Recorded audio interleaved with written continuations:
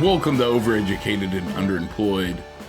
I'm Feddun. This week, we got John Neff from Japancakes, Bloodkin, Slightly Famous Somebody, the Starroom Boys, and then, of course, two different time periods as a member of the Drive-By Truckers, who, if you didn't know, were the musical guest on Stephen Colbert last night with Jason Isbell, reunited with them, promoting the reissue of the definitive Decoration Day. John Neff played on several songs on Decoration Day. Jason Neesmith, who was on the podcast earlier this season, he mastered the live recording of that release. Jay Gonzalez was on last season. I've actually been trying to interview John since, and we finally got together back in October. Now Japancakes has they've got a reissue that just came out last month. They've got a reunion show planned at the 40 Watt next year. There's ticket links in the description of this episode. John has probably played with more people that I have interviewed than anybody else. Anyway, here's my interview with John Neff. I had a great time talking to him. Check out the definitive Decoration Day and all of his other projects. There's links in the description. Hey, bud. It's Marty. Hey, Marty. Yeah, you do have some dachshund in you, don't you? I'm thinking Dachshund Lab. Yeah, that's what it looks like. Or My mom had a dachshund Chihuahua mix for a long time. Oh, yeah. That was like the yappiest dog I've ever I met. bet.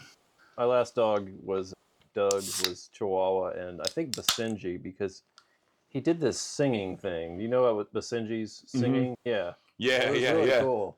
I worked at a museum that had, it's a lot like the animal park that y'all have here with all the rescue animals and stuff. Yeah. Very, very similar, honestly, because it's all native rescue animals. But they had red wolves, but they would also have a music fest every year.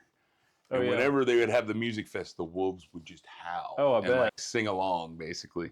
That's interesting. I guess it's better, not as bad as like fireworks for animals. Oh, for sure. Yeah, they don't do that out there at all. But. Yeah. Actually, Marty and Doug, my last dog, both love like band practice. Like, nice. Sit in the room, soak it up. My cats like to watch concerts. Like I'll watch a concert film and they'll just sit there and watch it. I don't know if it's the lights or what, but anyway, I'm here with John Neff. I could sit here and list all of the music projects that you've been a part of over the years, but that would take up the whole interview. So I'll stick to just a few that I know of. Like right now, currently you're in Bloodkin. And you're also working on the rock opera with Slightly Famous Somebodies. You've been part of that recording process and on that record. Right. And then you were also, at two different points in time, a member of the Drive-By Truckers.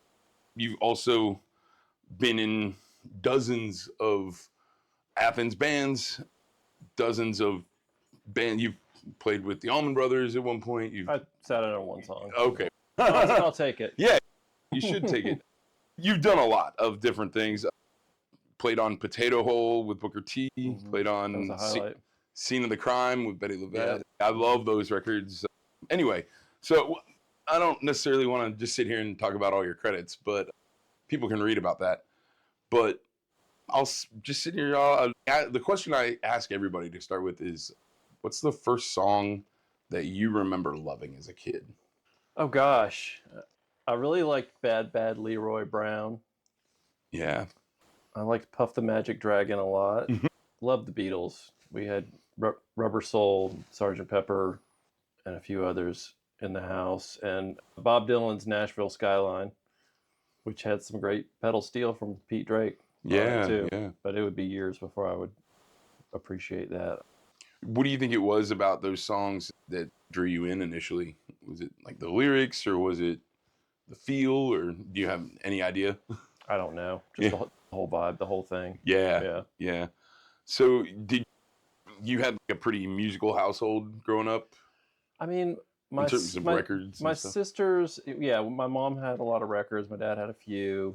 My sisters loved music. They sang. They and my mother would sing around the house, and the three of them sang in church. And my sister Sharon played the flute, and my other sister Debbie played the clarinet, and that's about it. I had a guitar that someone gave my dad, and it had 4 strings on it, and I messed around with it until they were all broken. And then a few years later, I got one of my own.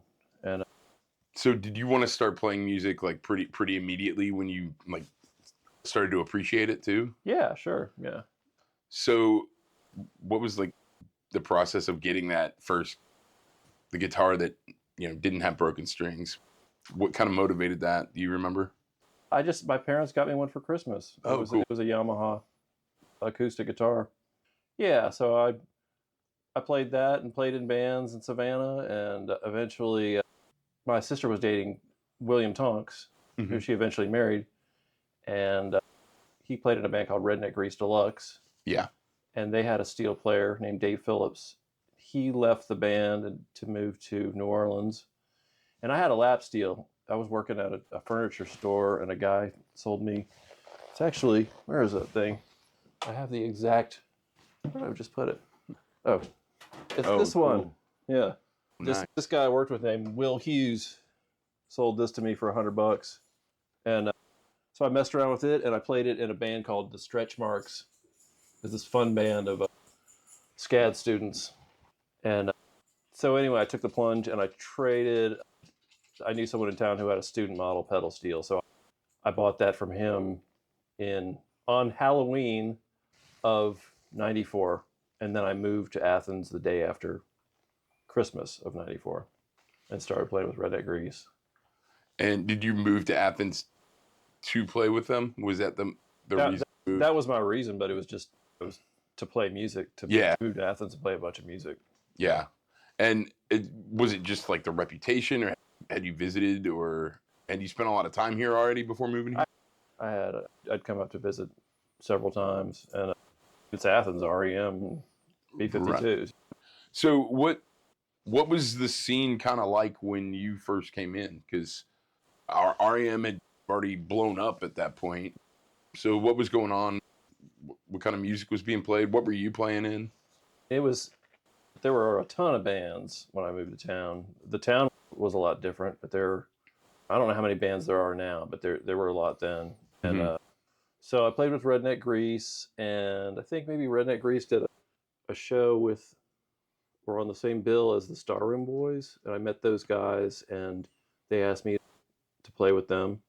So I started doing that, and I played at a place called the Hi-Hat I think I sat in with my brother-in-law, William. He was in a band called Hot Burritos.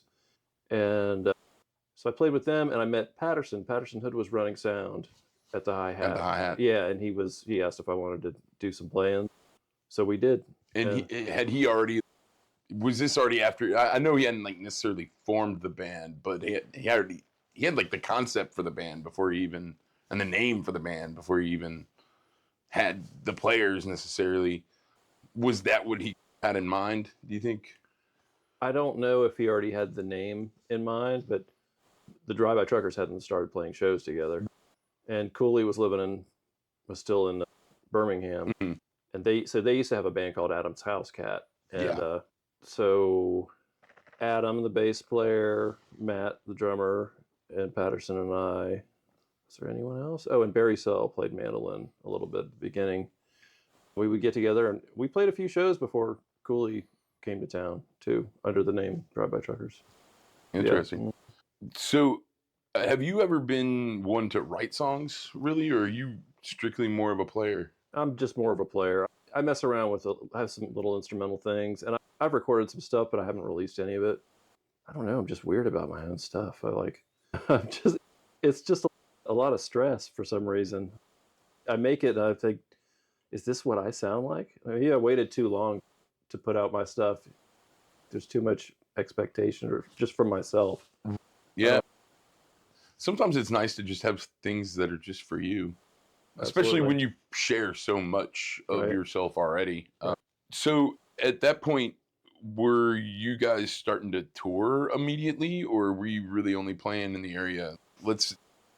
fast forward, by the time Cooley moves to town, are y'all already starting to tour right away? Yeah, we would go up and play at Richmond, Virginia. That was the big place. That's where we met Wes, and he had a band. He was in a band called Dirtball. Yeah, we played some shows with them, and we really liked the scene up there. And let's see, we go down to Florida and play Gainesville. We played Wilmington once or twice. Atlanta, we played the Star Bar a bunch. Yeah. Both the Drive-By Truckers and the Star Boys played the Star Bar a lot. And that was when they had this festival called Bubba Palooza. And we were friends with all those people. And Greg Smalley, who ended up passing away, and that's who Patterson wrote The Living Bubba about. Yeah. Yeah. And that was a fest that happened every year. They talk a lot about it in the documentary, The Secret to a Happy Ending. Oh, okay, yeah. If people want more like firsthand accounts from some of the people that were putting it on, there's some stuff in there. But what do you remember about touring at that time? Especially, I'm thinking about all the technological advances that we have now that just make like traveling easier in general. But what were some of the biggest challenges y'all had on the road early on, and not just like money, but logistical problems and things like that? This was my fault, but there was one night, and it was the first time we went to New York, and it was after a show, and I ended up talking to this girl, and we split and went to another bar, and I didn't get back until late. The band was already packed up, and they were driving around looking for me because no one had cell phones. Right. Yeah. And those guys were pissed. Yeah. Yeah. Understandably. So were you getting hotels back then, or were y'all sleeping in the van, or like, how was that going? Gosh, where would we have stayed on that trip? Oh yeah, there was a friend from Athens who had just moved to Brooklyn, and I think we slept on his floor. Yeah, that's how it would have had to be. Places in New York are so small. Oh yeah. It's like living in a closet. Yeah. So, at that point, were you playing with any other bands other than the Starroom Boys, or were you pretty much all in on the Truckers at that point? It was the two of those bands, and I had to make a call at one point, and I went with the Starroom Boys. So that's how my first stint with the Truckers ended. Gotcha. Yeah. And you have lived in Athens ever since. I have, yeah. Yeah. What are some of the big things you've noticed change over the years that both good and bad? Just all the construction, all the student housing, and in the summer it was you could walk down the middle of the street downtown. It was so dead. Yeah. And all that's changed. I think a lot of that had to do with when the university went from the quarter system to the semester system. Yeah. And they require them to take a certain number of credits in the summer now, right. I think. Yeah. That's good for the city too, sure. I think. Sure. One thing I've talked about a lot on this podcast is AthFest and how they've always had it in the summer because it was like a lifeline for a lot of downtown businesses that were really struggled through the summer. Were you touring with the Starroom Boys at that point then? Mm-hmm. So what was that like? Were you doing long tours, short tours? Sure. So our second record was on a label based in Missouri. Mm-hmm. So we would go out that way, and we would play Louisiana a lot. And I loved that. That was just a whole new cool thing for me going out there. Like smaller areas, like rural areas? Yeah, we played this little place called St. Francisville where it was a bed and breakfast, and they would put us up. We'd each get our own little cabin, and they'd feed us great. Of course, you get fed great everywhere. And in the South. In the South, but in Louisiana especially. Yeah, I bet. And Shreveport, Lafayette, Baton Rouge, New Orleans, of course. It's just so cool going down there and turning the radio on and hearing that Cajun music and rolling your windows down. And yeah, I just love it. So let's back up a little bit with your personal playing. So you get your first lap steel guitar. Mm-hmm. And at what point is this? This is like the mid-90s? Yeah. At what point did you feel like you had really gotten somewhere with it versus guitar and decided to mainly focus on lap and pedal steel? Gosh, I don't think I'm by any means a great player. Back I was terrible, but when you're in your mid-20s and you're just trying to do it, I think people are just really happy to see a young person playing some weird thing like that, trying to do it. Yeah. And those bands I played with, I think it was really cool of them to let me go out on the road and just learn as I went. So you feel like you were like learning as you were touring? Absolutely. Interesting. Yeah.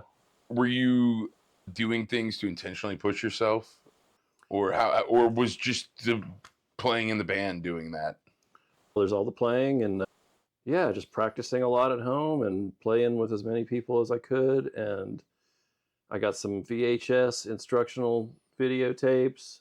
Did you take lessons as a kid? Did your parents put you in lessons when they got you that Yamaha? I didn't know. Okay, so you were pretty much self-taught. Yeah. There was a jazz guy in Savannah that I got with twice named Buddy Owens. Really sweet, great guy. And we just got together and he showed me some things on guitar. But that was before I got the pedal steel.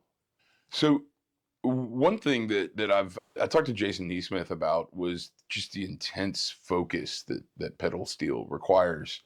What do you think was your ability to do that? Because I feel like that in and of itself, the ability to focus and stay so present, is pretty unique in especially like a rock musician. Not that it's unheard of or anything like that, but right. I think there's such precision required that it really does require a different level of focus. Right. Yeah, I don't know. I have a shorter attention span than most, I think. But as far as that went, I just loved it. I just made myself do it just because I just love the sound of it. And you hyper focus on it. Yeah.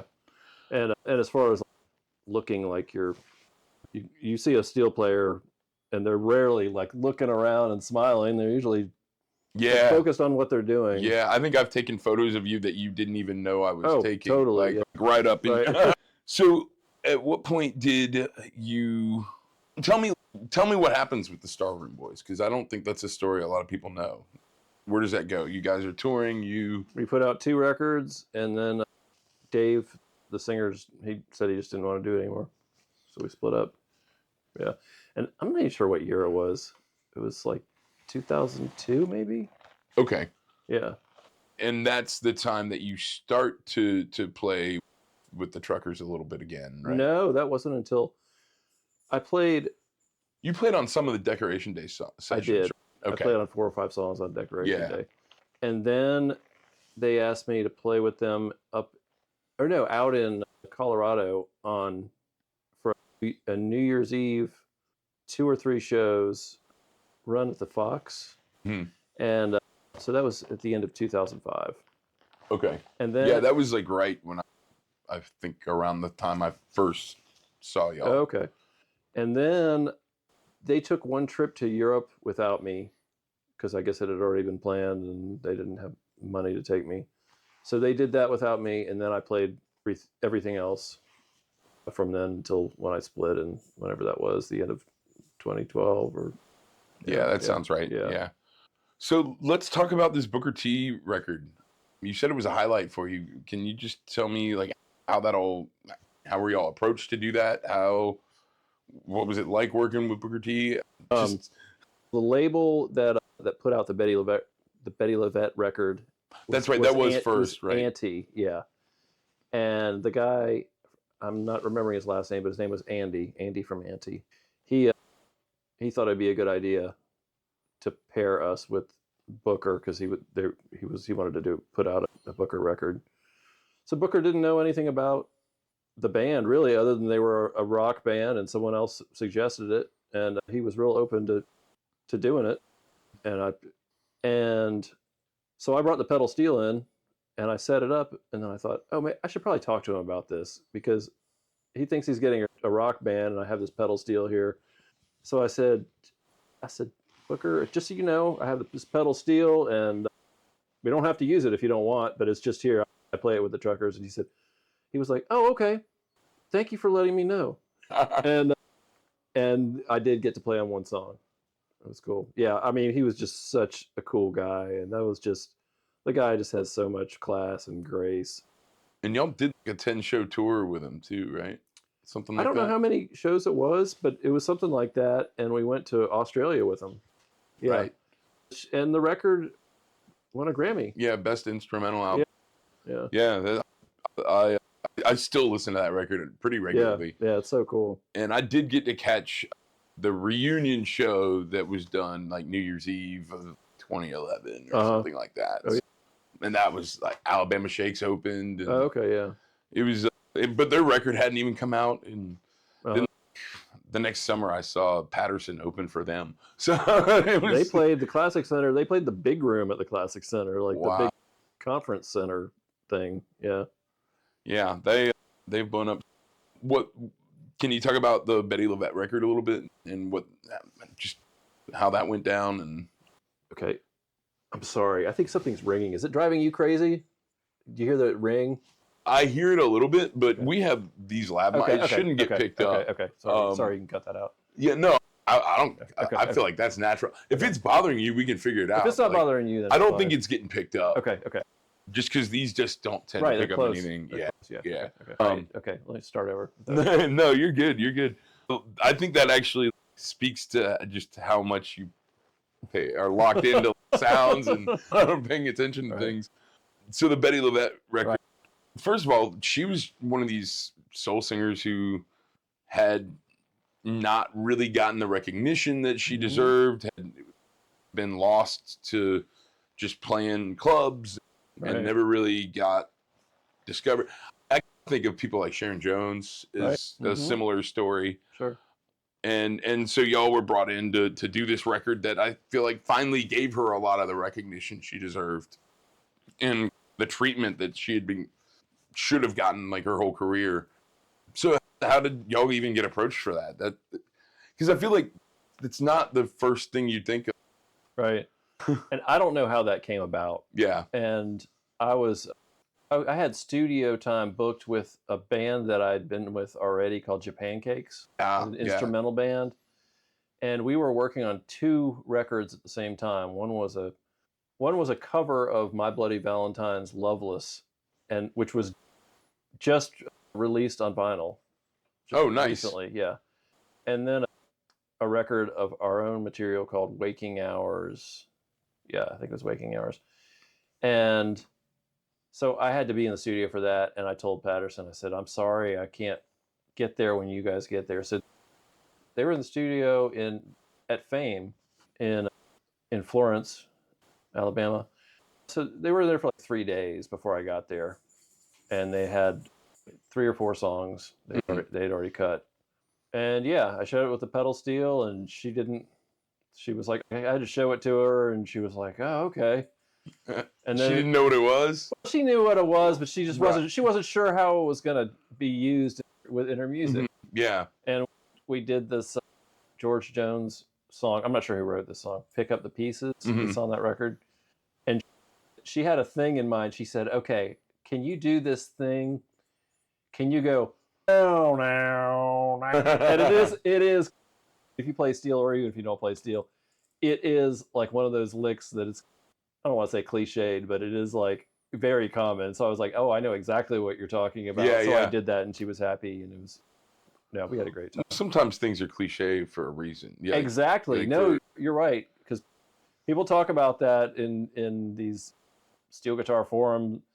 Don't play these cliched licks, but I'm like, that's what people want to hear. Sometimes, right? Yeah. So let's talk about Japancakes, because that's been a band that you've been a part of for a really long time. They're still somewhat active, right? No, they're not. But it's funny that I guess I brought them up, but we haven't played together in like over 20 years. And, oh, really? But we have a show at the 40 Watt in May 7th. Wow. Kindercore the label is doing a 3-night 30th anniversary weekend celebration for the whole weekend at the 40 Watt. And they asked us to play, so we're going to do it. That sounds awesome. I'll be there. Great. Yeah, no, I'll be there for that. That sounds great. Yeah. Talk about the origins of that band, and just, you haven't played together in 20 years, but I feel like you've still consistently put out, like, when they were released in like 2016. You're right. I guess I forgot about that. And that record is different than other Japancakes records, even though it's called Japancakes, but it has singing on it. Yes. Yeah, it does. So it's different. And I don't know. Yeah. It's cool. And the girl who sang on it did a great job. And yeah, it's a cool record. Sorry, I forgot about that. No, that was a cool record. I don't know how you keep track of half Right, of the things you play on at this point. You do a lot of studio work. Yeah. You do a lot of session work. Yeah. That's your bread and butter these days, I would say. Yeah, I do a lot of that. And I started during the pandemic. I was finally forced to learn how to do it from home. My friend Bo Bedingfield, someone else. I know Bo. I played in the band the White with him in his band. It was really sweet. During the pandemic, on my birthday, he upgraded his interface. So he put his old one in my mailbox. Oh, nice. And with a microphone. And then more importantly, he talked me through getting it set up, learning to do it. And it's been great. I have it set up in my bedroom. I work on stuff all the time. Yeah. In some bands, you're known as Pajama Neff. Right. Is there anything you want? Is there anything you want to address about that? I feel like you've been talked a lot about on this podcast, and I want to give you a chance to respond. Jonathan came up with that. Yeah, I like it. There was a song we listened. I went to Nucci's space and we recorded it, and I thought, we were just listening to it afterwards, and I thought, I could do that better. I said, let me give that a try from home. And he just said, yeah, sit at home and smoke a J in your pajamas and do it. And I said, okay, sure. So I guess that's where that came from. He's so funny, man. He's so silly. Jonathan is like one of the silliest people I know. Yes, I love him so much. He's so fun. Yeah. What's it been like working with him on this? I feel like I don't know what he's going through right now, but it's like all of a sudden he's writing and recording a rock opera. He and Laura, he seems super active and what's the word I'm looking for? Productive right now in like many facets. He's on this Hulu show that just came out. Oh, is he? I didn't know about this. Yeah, he's on the #1 show on Hulu right now. Really? Yeah. What is it? Murdoch, Death in the Family. Oh, okay. Yeah. He plays a reporter named Jerry. It's not like a huge part. He's pretty significant part of the story, but cool. He's doing this rock opera. I also feel like there's still another slightly famous somebody's record that hasn't been I don't know if it like morphed into this rock opera. I don't know. I'm not sure about that stuff. But I know I'd already played on a few songs before. The last one was like 11 minutes long, and it sounds very rock opera. Yeah. So he's sent me some early mixes here and there. Yeah. And I'm loving it. Yeah. I'm loving it. It's cool. I like that kind of stuff too. Yeah. Like I'm a big musicals guy. Yeah. Is that something that you've ever been into before? Musical theater or anything like that? Did you ever? Not particularly. Did you ever play in any? I can think of several musicals where like my friends' bands have ended up playing in the band for the instrument, for the orchestra or whatever. Is that anything you've ever growing up? Were you involved in that kind of stuff? No. So did you start performing with bands pretty much exclusively? Yeah. You seem like such a calm, collected individual. Is that true on the inside? Gosh, I don't know. Maybe not necessarily. Like I said, I think I have a short attention span. Yeah. Is like anxiety or depression anything you've ever had to struggle with? I have my ups and downs, just like most people. Yeah. Maybe not severe depression. Not anything that like severely has impacted your life. Right. Yeah. Yeah. I always think it's interesting when so many artists, like it comes from a dark place. And so I think it's interesting when it doesn't. Do you think that it does to a degree? It may. I don't know. I haven't seen a therapist yet. I plan to at some point, so maybe it'll all come out. Yeah, I think that like maybe I think that like when you have that creative outlet, that usually makes things a lot better. Absolutely. Like it can be a preventative care in a lot of ways. Big time, yeah. My brother pointed that out recently. He was like, you're really lucky to be able to just sit around and play music. And I was like, yeah, you're right. It really does help. It's therapeutic. At what point did you realize that you were going to be able to make a living doing this and not have to have like a 9-to-5 or work at a furniture store anymore? Since I've lived in Athens, I've had jobs on and off. I delivered water for a long time. There was my second stint with the drive-by truckers, which lasted about 7 years. I didn't work then. I didn't have another job. But when I quit, and then I had the band with Shauna for a little while, and then we needed money, so I got the same job back delivering water that I'd had previously, and it's been 4 or 5 years maybe 4 years since I've had a job. Sounds like that coincides with like your ability to record remotely too. Definitely, and part of it was I had this really not a very good job for about a little less than a year, auto parts courier, and I'm just driving around doing it, and I just thought, wait a second, I should just really try to really make an effort to make a little bit more money with playing music, because if you work 40 hours and go home, I don't feel like sitting down and playing music. Agree. Yeah, no. I can't like work 40 hours and then want to go write a comedy set, perform it, and then do a podcast, travel and do a podcast. That's right. Yeah. J. Roddy Walston told me if you have a backup plan, like you're going to do it. So don't have a backup plan. That's funny because David Barbie's dad told him that. He said, if you want to play music for a living, make sure you don't have a backup plan. I think it's the best advice I've ever heard. And my parents, they worried for me. They worried about me. So I never heard that from them. When did you make the decision that it was going to be something you were going to pursue, to do full time? Not just, it sounds like you reached a turning point a few years ago to put a more conscious effort to get back to where you were in terms of not having to do other things. But at what point were you like, I want to be a musician when I grow up or whatever? Man, I don't know. I think probably I didn't do very well in school.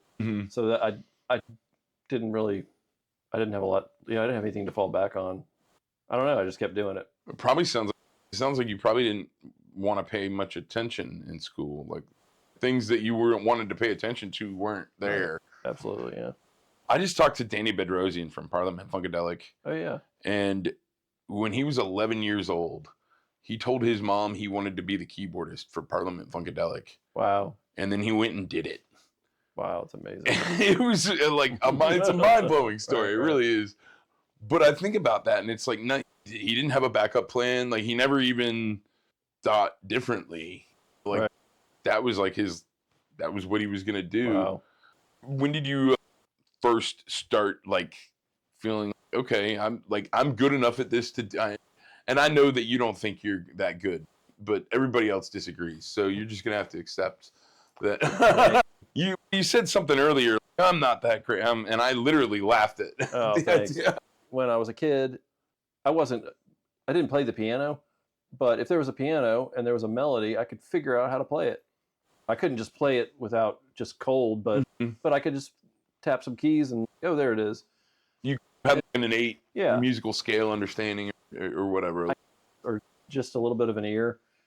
And then, so among my friends, then I had a little bit of a better ear than most people, and then I played music in Savannah, and then I moved to Athens, and then it's different. There are like everyone came from all these other places, and there are all these really talented people, and in that pool of musicians, I maybe didn't stand out.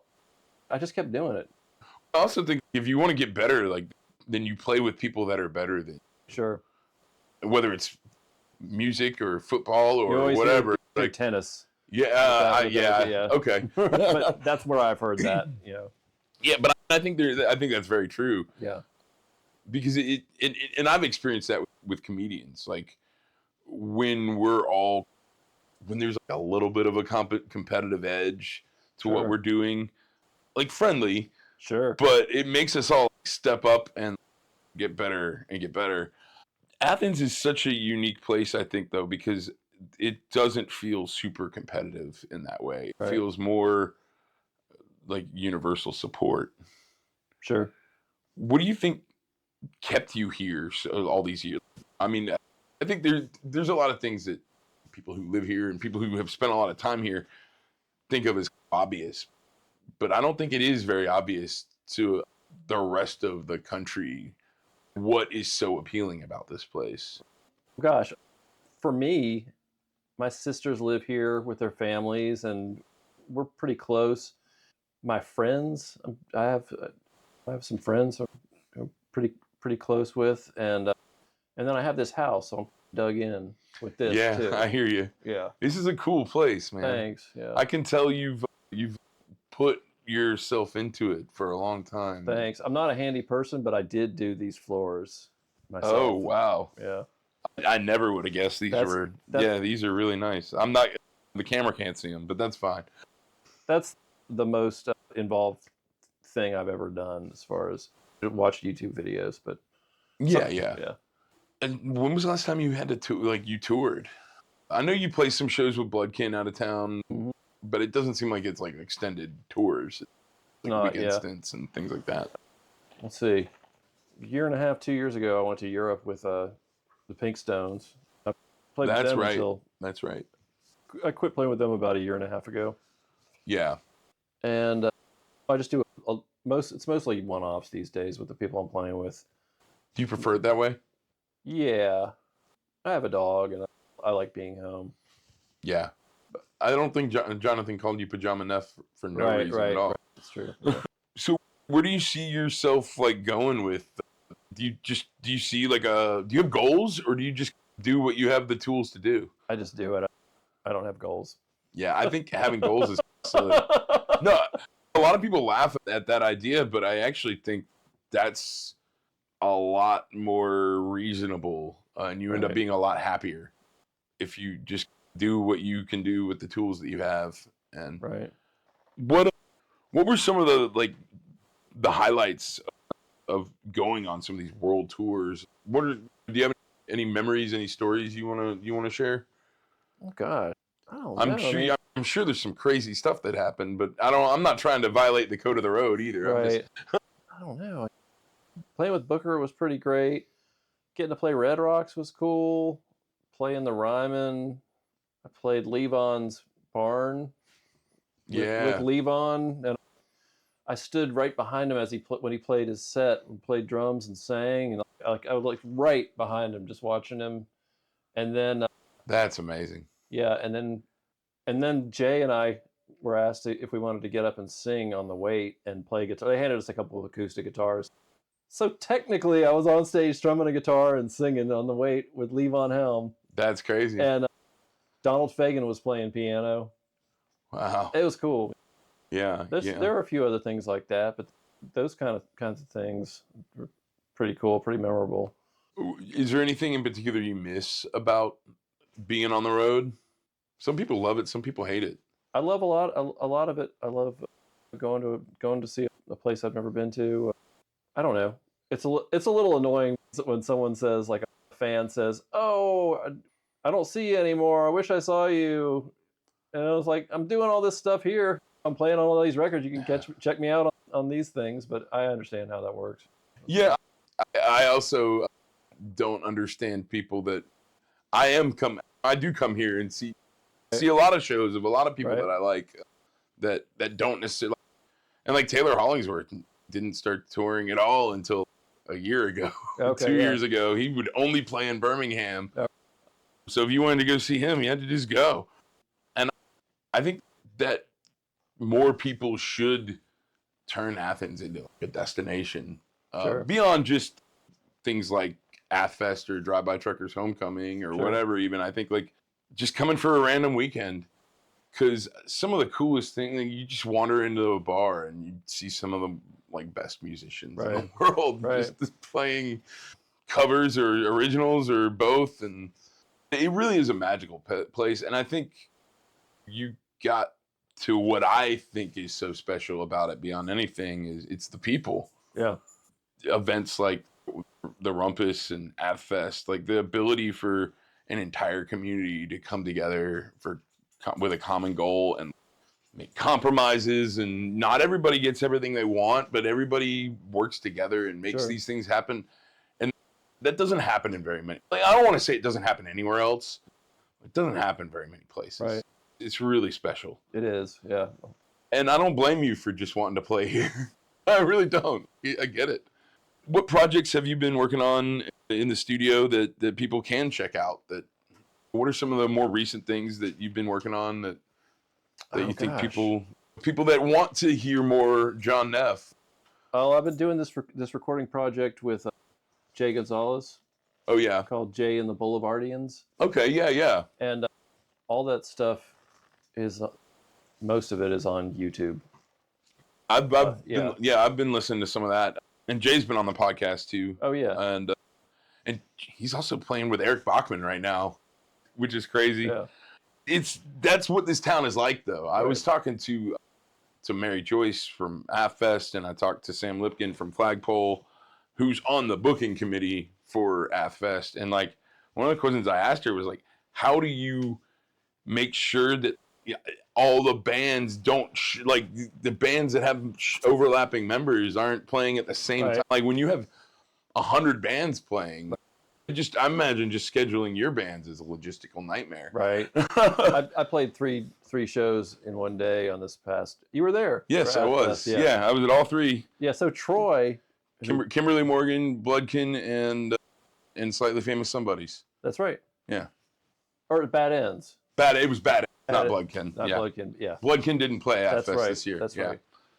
But which was a first. Right. So Troy Aubrey, who puts on Athfest, I think he was conscious of when he knew when he was involved in the scheduling. Yeah, because he knew I played in all three of those bands. He made it work. And you ended up playing like the first half with Slightly Famous Somebodies, and you left. And I looked at John. I was like, man, Neff just quit in the middle of the show. Got to do it sometime. Yeah. So, what do you like about playing live versus playing in the studio? Which do you like better? Your studio is your bedroom now, so that's pretty sweet. It's different. They're just so different, especially since I'm set up down there now. And having it at my house is different than going to a studio. And both are great. But, man, I've really liked doing it at home recently because I can listen to a song and put something down, and the next day I'll wake up and think of another part that I didn't think of before, and I've just had some good results doing. You get to spend a little bit more time with it, give it a little room to breathe. Yeah. And you're not bound by the fact that you're in a studio that's costing hundreds of dollars an hour or whatever. Exactly. Yeah, I can see that would be that being really. So, what do you like to do for fun, John? I know you love Two Live Crew. In fact, you might be the biggest Two Live Crew fan I know. Two Live Crew. Yeah. I play tennis a little bit. I'm not very good, but I play, and I have a ping pong table in the basement. Oh, cool. Yeah, and I've got Marty. I like hanging out with him, and he's pretty good company. Yeah. What's up, dude? So aside from that, it's pretty much music. Yeah. You like to get out in nature a lot. You live out in it. And when I moved out here, I was just outside all the time. I was doing gardening stuff and little yard projects. And anyway, I have this thing called Alpha Gal that I got from tick bites. Because I would find ticks on myself all the time, and I just wouldn't think anything of it. Yeah. And then I found out I have this thing that was caused by a tick bite. Ticks are so bad. Is that the thing that like makes you allergic to certain meats? To red meat. Yeah. And red meat means pork, too. It means beef and pork. So it's not just that pork, it's the other white meat thing is just a marketing ploy. Right. Yeah. So anyway, it's all poultry and fish and yeah, as far as meat goes. Is there? Can we talk a little bit more about this? I'd love to just spread a little bit of awareness about this disease. Right. Maybe more people will get checked with ticks and. Right. I only know a little bit about it. So I think a lot of people don't realize it because it's the only food allergy that doesn't have an immediate reaction. It takes 3 to 5 hours usually, and for me, it causes hives. Interesting. That's terrible. Right. So I thought when I started getting it, I thought that I was getting like poison ivy or something from working in the yard. I didn't realize what it was. And hunters get it a lot because they're out in the woods all the time. So that's ironic. Yeah. I mean, it's unfortunate, but I do love irony. Sure. How has that affected your day-to-day life? Has it? Or have you just made some dietary adjustments and moved on? Yeah, carry an EpiPen. Yeah. What are the first signs of, and remind me the name of the disease again? Alpha-gal. Alpha-gal. Alpha-gal. Okay.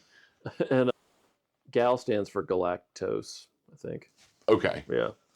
And what are some of the early signs? Is it literally just the symptoms of the allergy, or are there some other signals that you might get when you first contract it? Okay, this is really complicated. I don't know if you want me to go into it, but absolutely. Okay, if you're down to it, I'm all about it. Okay. Well, it was a new thing when I got it, and not very much was known about it. But I was cleaning the gutters on my roof, standing on my roof, and I got bit by 2 fire ants, and I had a severe anaphylactic reaction. Oh my goodness! And yeah, I was living with Shauna at the time, and she drove me to the emergency room. And so I thought that, yeah, I'm allergic to fire ants. And then there was this guy he's a doctor, he's an ENT who lives in Atlanta. He's a music fan, and he was at a show at the 40 Watt, and he knew about what had happened. And he said, "So how are you feeling these days?" And I said, "Pretty good, but I get a lot of rashes. I think I get poison ivy or something." And then the next day I get a text from him. He said, "You should get checked for this thing called alpha-gal." And so I did, and I have it. That's wild. Yeah. How do you know how he knew about it? He's an ENT. Oh, right. He's a doctor. ENT. Yeah. So anyway, I'm seeing an allergist in Athens for this. He's now retired. But I told him, I said, I have a gut feeling that my reaction to these fire ants are related to alpha-gal. I found out I had both the same summer, and I just feel like they must be related. He said, "No, they're not related." He said, "You have alpha-gal, and then you're allergic to fire ants." And then there have been studies that have linked the two. So I've also been in the hospital with anaphylaxis 2 other times. One was from a wasp sting, and one was from a hornet sting. Oh man! And so I'm just allergic to all the stinging, biting bugs. So you don't spend as much time outside anymore.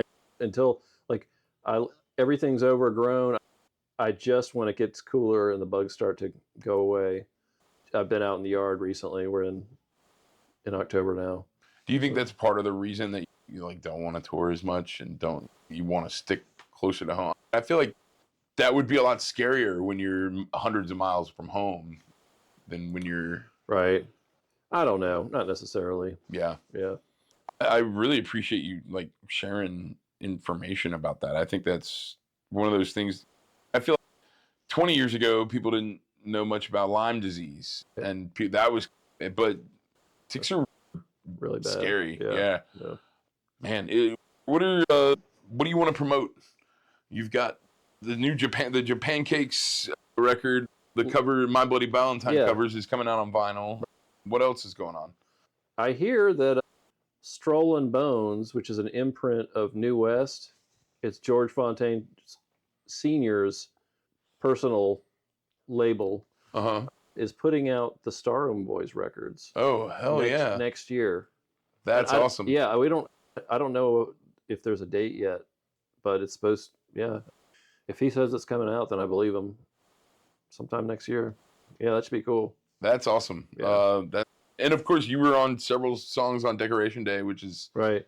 That's coming up too. That's the great. complete Decoration Day. That's so cool. November 14th, I think, is coming. Right. It's coming out. Oh, was it November? I thought it was December. Oh, maybe it is. I don't know. I pre-ordered it, so Okay. it'll get there when it gets there. Oh, also, I also, were you on that show? You were on that show at the Flickr Bar too, then, right? which one? The one that's the bonus disc. Were you on that show? I don't think so. Okay. Yeah. I was just just curious. I think that's before I got back with them. Fair. Yeah. I also do this thing with Mike Mills. I actually do two different things with him. So I'm still doing that. We didn't discuss that, but that's no. I would love to hear more about that too, real quick. Yeah. Like I said, you have so many things going on. It's really hard. I don't know how you keep track of it. So what are these projects with Mike Mills? One is called the Concerto. That's short for the Concerto with rock band.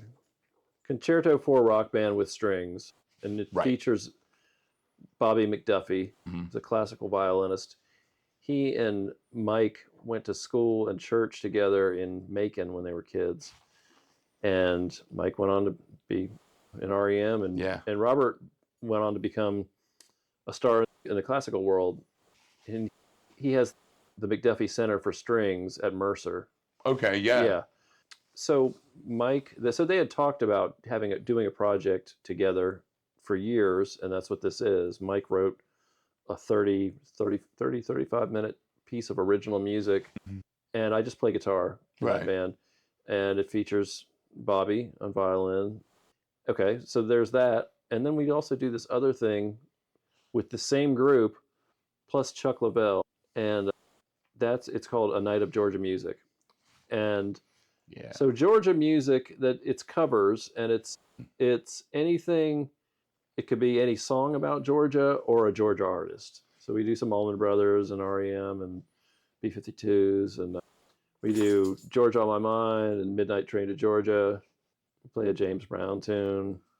Gladys Knight played in my city last night.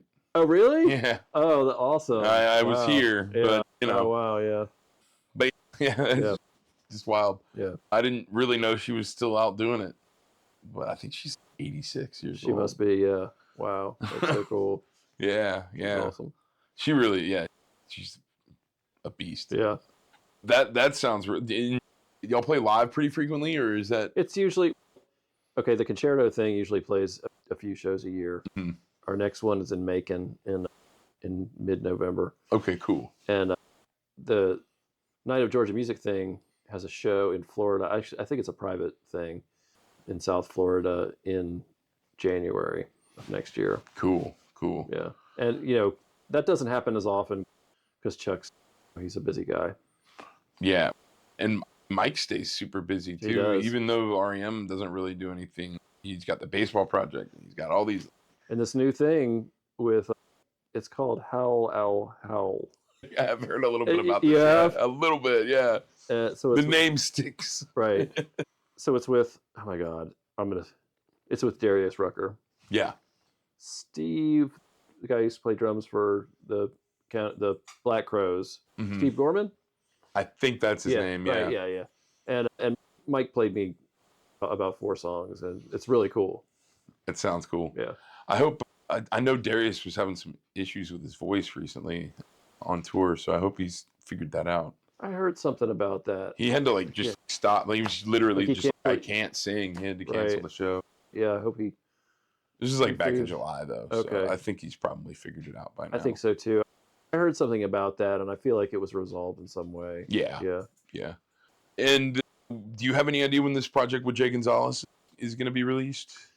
This project, it's really weird because it's so cool. There's the guy who writes the lyrics, name is Grady Thrasher, and he's a retired lawyer, and he finances this project, and he doesn't feel the need for it to be a public thing. So he made some copies of the record that he gave us, and he gave us some to give to friends, but it's not we don't really do shows, or those videos are on YouTube for anyone to watch. But I'll put links in the description. Okay, great.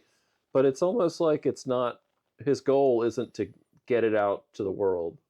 Yeah, I feel like Jay gets involved with a lot of projects that it's like, man, let's just make some music and we'll put it out, Sure. but we don't have to like make it this thing that has to be more than let's make a record or let's make some music. John, it's been really fucking awesome talking to you, man. I really appreciate it. Is there anything else you wanna mention? I thought I could think of. Yeah, man. This has been awesome. Awesome. Thank you so much. Hey, thank you, dude. Yeah. Yeah. For coming out. Yeah, of course. Yeah. That was my interview with John Neff. I can't believe I get to do this stuff. Thank y'all so much for listening. Hit that subscribe button. Still so many of y'all not subscribed but listening. I really appreciate you listening. But next week we got Jim Chemo West, Grammy award-winning guitar player for Weird Al Yankovic. So go ahead and hit subscribe so you don't miss that. We'll see you next week. That'll be the season finale for 2025. So we got some cool stuff coming next year too. Don't worry. Take us out of here, Sloan.